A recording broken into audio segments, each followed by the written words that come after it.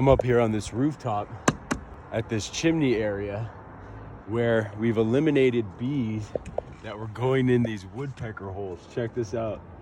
Check out what the woodpeckers have been doing to this decorative molding or framing around this chimney.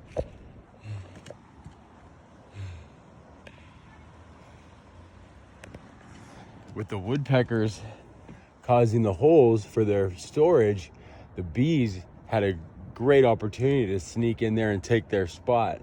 So we've got the bees eliminated. Now we're gonna seal it up to make sure that no more bees can enter and exit this chimney area. Unfortunately, it's gonna be tough to stop the woodpeckers.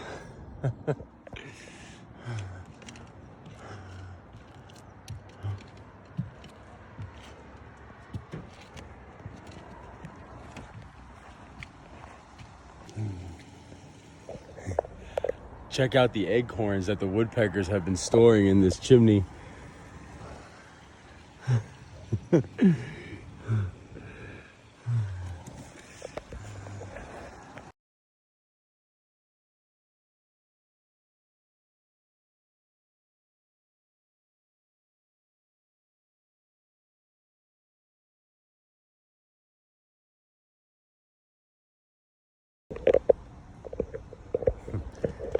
So now we've got this chimney framing area all sealed up to prevent bees from further harboring inside the framing and structure area around the chimney.